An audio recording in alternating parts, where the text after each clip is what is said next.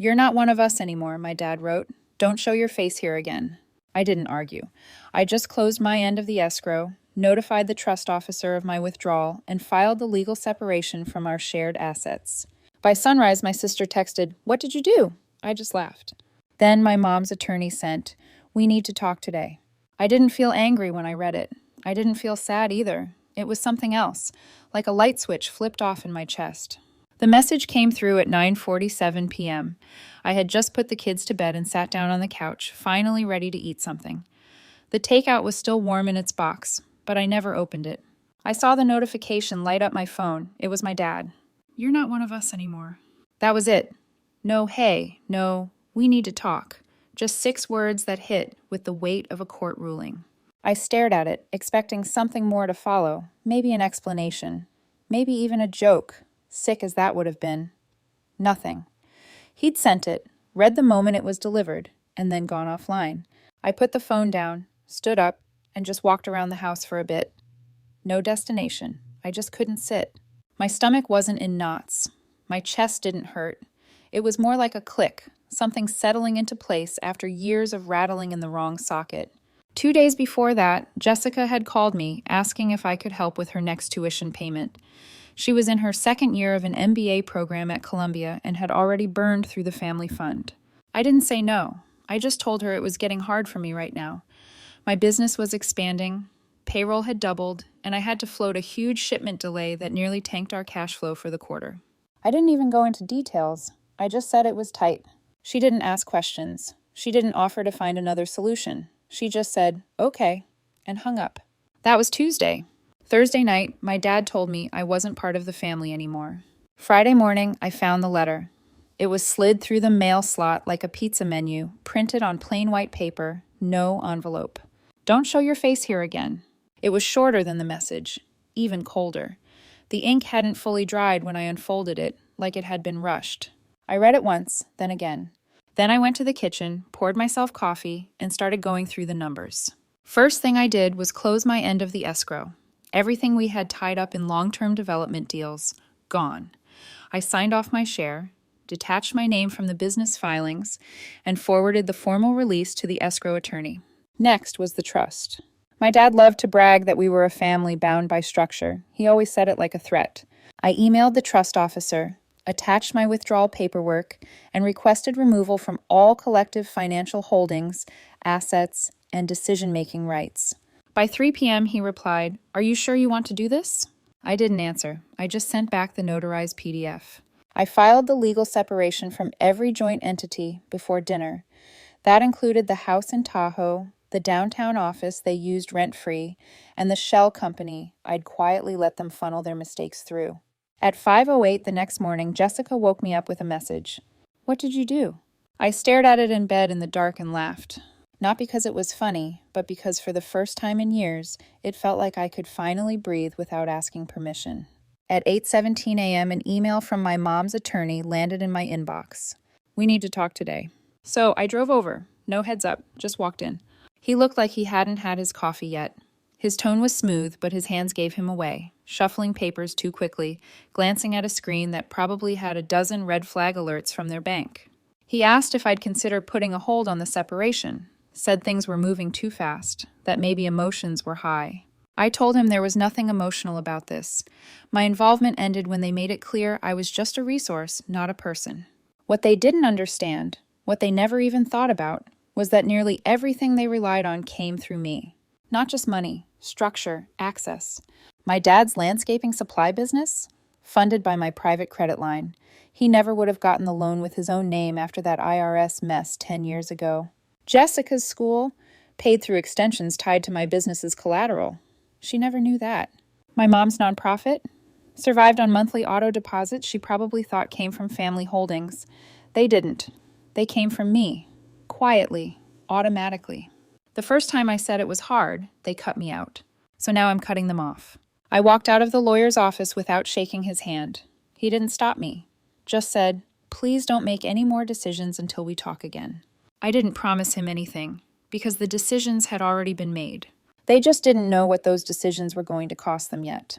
By Monday morning, the cracks started showing. Jessica was the first. She blew up my phone before 8 o'clock a.m. Calls, messages, voice notes. One text stood out more than the rest. "What did you do? My account's frozen. I can't even transfer rent. Fix it." I stared at it for a minute before putting my phone down. There was nothing to fix. Not anymore. Her apartment in Manhattan wasn't cheap. I knew that because I'd co-signed the lease 2 years ago when she decided living on campus was too depressing. The monthly wire from my personal account always hit on the 25th, not this month. The transfer rule had been deleted, along with every other scheduled payout connected to me. At 11:12 a.m., I got a call from Greenspine's Bank, Wells Fargo Commercial Division. A woman named Melissa asked if I was confirming the new status of the company card. I told her yes. She paused and asked if I wanted to notify the other cardholders. I told her no, they'd find out soon enough. See, Greenspine wasn't my dad's company in the ways he thought it was.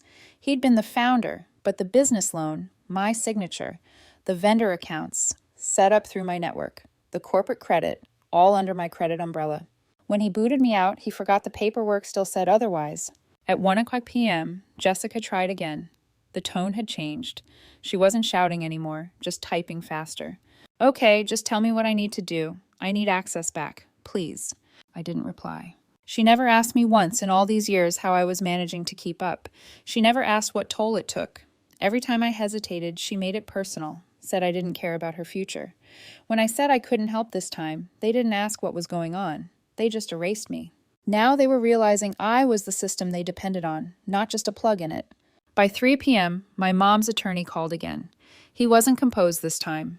He asked if I'd be willing to sign a temporary freeze reversal just to buy time to stabilize the trust. I told him no. He asked what it would take to negotiate. I told him he was too late to... My phone buzzed again at 4:30 p.m., a one-line email from my dad. "Fix this now." No greeting, no explanation, just that. It felt like a strange reversal of roles, like he was the one begging now, but still didn't know how. He used to call me the quiet one because I didn't argue. I just worked, made things happen. I think he thought that silence meant loyalty, that I'd always be around. But it was never loyalty, it was restraint, and that's different. By nightfall, the family group chat was dead. Not even my mom posted her usual end-of-day photo of the dinner table. That quiet used to bother me, made me feel like I was on the outside of something I kept paying to be part of. But this time, the silence felt earned. I didn't belong in that group anymore, not because they pushed me out, but because I had finally walked away. And for the first time, I didn't feel guilty. I felt free. By Tuesday, it wasn't just frozen accounts anymore, it was collapse. Jessica finally called from a different number. I picked up out of pure curiosity. She didn't even say hello. "You froze Mom's charity account. She said they called her in the middle of a board meeting. She didn't even know it was under your name." I didn't answer. She kept talking. Said I was being cruel. Said I was punishing people who loved me. I waited for her to say one honest thing, just one. But it never came. The only reason my mom's nonprofit ever passed compliance was because I gave them my firm's auditing team for free. The reason they had a functioning website, donor pipeline, even electricity, me. Monthly funding, disguised as family support. They thought the money came from a joint trust. It didn't. It came from my business account every first Monday of the month. That stopped too. By noon, my mom finally called. Not to ask if I was okay, not to talk about what happened. Just to say, "I know you're upset, but you're destroying everything we've built." That word, "we," hit different. She meant what I built. And I think somewhere in the back of her mind, she knew that. She just couldn't say it out loud. An hour later, her attorney emailed again. Subject line, "Urgent request to cease all action." He asked if I'd consider a temporary pause on any further changes, said things were spiraling and they needed time to respond. I didn't reply, because there was no pause when they told me I didn't belong. No hesitation when they sent that message. No warning when they wrote that letter. They cut me off without asking a single question. So now I was doing the same, with precision. That afternoon, I contacted the accountant, told him to finalize the reallocation of shared properties. Everything under the family holding company was split and my share was cashed out. They'd keep the Tahoe house, but lose the Denver flat. They'd keep the warehouse, but not the leasing rights. My dad wouldn't know what hit him until his delivery routes started getting turned away for non-payment. At 6:20 p.m., I got a call from my old friend Marcus, who does contract fulfillment. He said my dad had just called, confused and frantic, because his vendors were refusing new orders. Did something happen? Marcus asked. He said the payment channels were down. I told him they weren't down. They were gone. By that night, it was quiet again. Except this time, I knew exactly what they were doing. Sitting in their separate houses, on their separate phones, calling lawyers, accountants, board members, trying to figure out how this happened so fast. And the answer was simple. It didn't happen fast. It happened the second they told me I wasn't one of them. Wednesday morning started strange. I woke up to silence. No new emails from my mom's attorney, no texts from Jessica, nothing from my dad. For a second, I thought maybe they'd finally given up. Maybe the chaos had pushed them into some kind of stunned retreat. Then my assistant forwarded me a flag notification from our old shared cloud storage account. An attempt had been made at 3:19 a.m. to reset the admin password using one of my old backup emails, an email only 3 people ever had access to, me, my dad, and the trust officer. I checked the IP log. It was Jessica's address, so now they were trying to dig their way back in.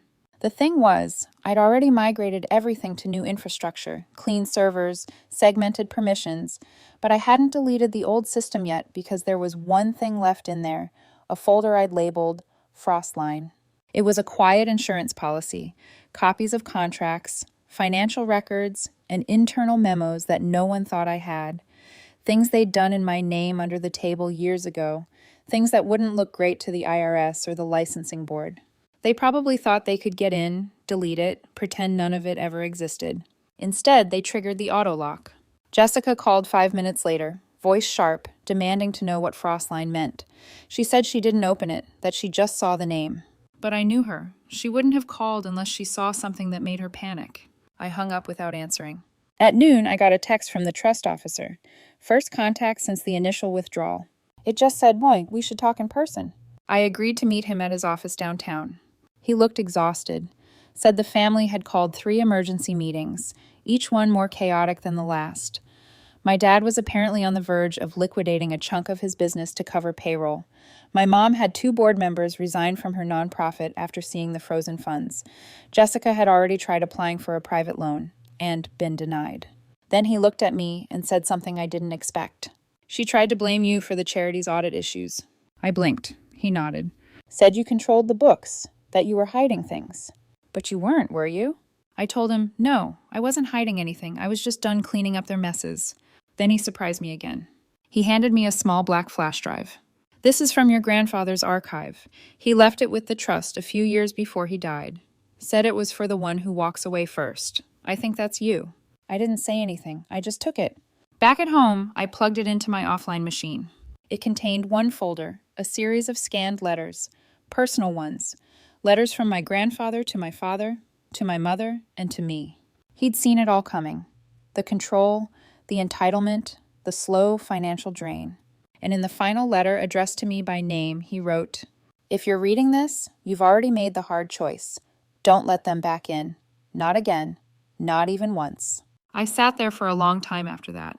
The man had been gone for almost 6 years, and he still understood me better than anyone in that family ever had. So I followed his advice. And by nightfall, I made one final move. I transferred ownership of the only remaining family asset still partially in my name, the vacation house in Carmel, to a private holding company, one that I controlled. My parents used it every spring. I changed the locks, sent the deed transfer confirmation directly to their inboxes. At 8:07 p.m., my mom called for the first time all week. I let it ring. Thursday started quiet, almost too quiet. No emails, no texts, no new voicemails. Just stillness, like they'd collectively decided to hold their breath. Then, around 10:30 a.m., the doorbell rang. I wasn't expecting anyone, but I already knew who it was before I checked. My mom stood outside with a bakery box in her hands. No coat, no purse, just the box and that familiar practice smile she wore whenever she wanted something but didn't want to ask for it directly. I didn't open the door. I just watched from behind the curtain as she stood there for nearly 5 minutes without knocking. At one point, she looked at the door like she expected it to open on its own. Then she set the box down gently, smoothed her sweater, and walked back to her car. Inside were 2 blueberry muffins from that overpriced place she never used to care for, until I bought her a gift card there 2 birthdays ago. Tucked beneath the lid was a note. "Let's talk. We miss you." I didn't even bring the box inside. I threw it straight into the outside trash. By lunchtime, Jessica had switched tactics. She sent an email longer than anything she'd ever written me before. She said she'd been stressed, that we all said things we regretted, that none of them thought things would go this far. She mentioned family memories, things we did as kids, how she missed having me around. But what stood out wasn't what she said, it was what she didn't. No mention of that first message from Dad. No apology. Just a soft rewrite of the facts, like we'd all been swept up in a misunderstanding, and somehow I was also to blame. At 2:50 p.m., a notification popped up from the Carmel Properties smart lock system. Someone had tried to unlock the gate with an expired code. The last 4 digits were my dad's birthday. They were testing, seeing if they still had access. They didn't. At 4:00 p.m., my dad finally broke his silence, not with an email, not with a call, but an old-school voicemail from a number I didn't recognize. "Daughter," he started, and then nothing for a few seconds. I could hear a faint echo, like he was walking around a room. "We didn't mean for it to go this way. Your mother and I, we were angry. We thought you were turning your back on us. But this isn't what we wanted." The message ended before he said anything meaningful. I didn't delete it. I just saved it, like evidence. That evening, I sat in the kitchen going through restructuring paperwork. My wife sat across from me, quietly feeding our youngest. After a while, she looked up and asked if I was sure, really sure, about going through with the final round of lockouts. I nodded. It wasn't revenge, it was recognition. I wasn't destroying anything, I was revealing it. Then, at 7:40 p.m., my lawyer called. He sounded amused, like he didn't quite believe what he was reading. "They filed a claim on the Carmel house," he said. "Your mom submitted a handwritten note from 5 years ago, claiming you said they could use it whenever they wanted." I remembered that note. I'd scribbled it on a sticky during Thanksgiving one year. It was more of a joke. They were trying to say that meant ownership. "They're getting desperate," he added. I told him to proceed with the countermotion. I wanted every last shared interest dissolved, not paused, not discussed, dissolved. The funny part? They thought this was about a house or some frozen bank accounts. But the real damage was already done. Not to me, to them. Because the longer this went on, the more people started asking questions. That night, I got a message from Lisa, my cousin, the one who always stayed quiet, always watched from a distance. She wrote, "Jessica's losing it. Your mom's trying to act like nothing's happening. Your dad hasn't come out of his office all day. People are starting to notice what's going on." I sent her back one line. They wanted me gone. They just didn't expect me to take everything with me. Because that's what happened. They pushed me out like I was some burden. They forgot I was the reason the whole machine still worked. Now the machine was breaking down, and they were starting to realize there was no getting it back.